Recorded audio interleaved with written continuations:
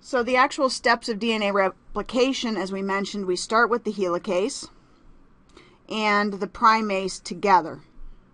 You see they fit together. They're two enzymes, two proteins. They fit together, and they're going to work together. The job of helicase, as we said, is to unwind. The job of RNA primase is to put down these primers.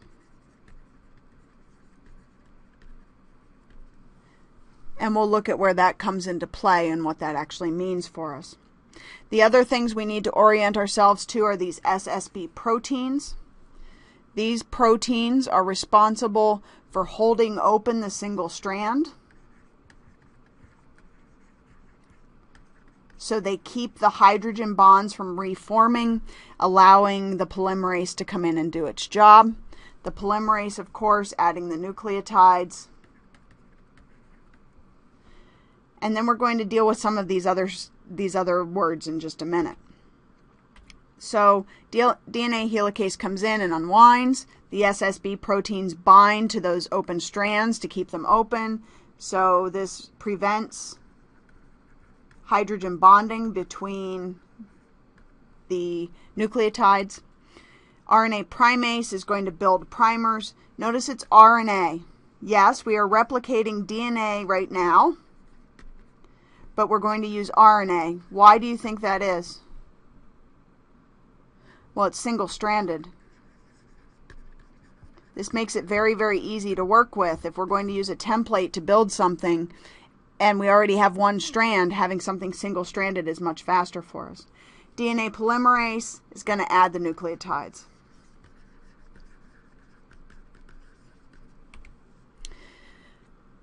When DNA replication is coming to an end, we can't leave pieces of RNA in here.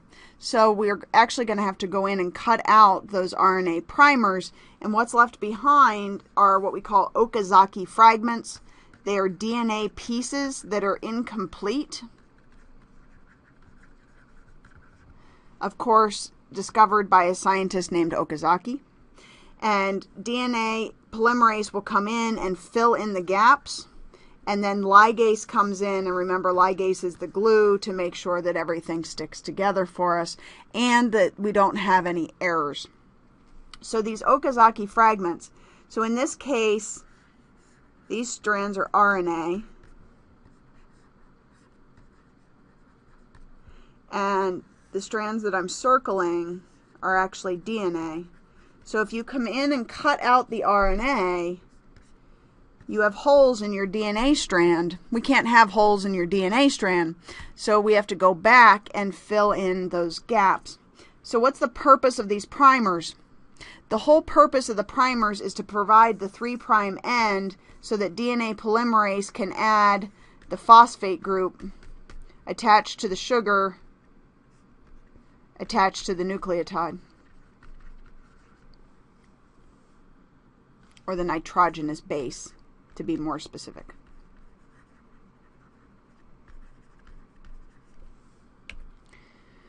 So, as we said, putting in these primers, the whole point of it is to give polymerase a place to sit down and do its job.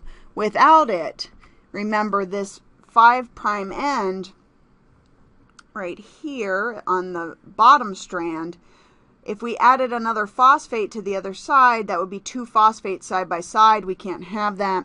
So the whole idea here is these primers are built with a phosphate here and the OH at its end. So when polymerase comes in, it can add a phosphate to the OH as it should.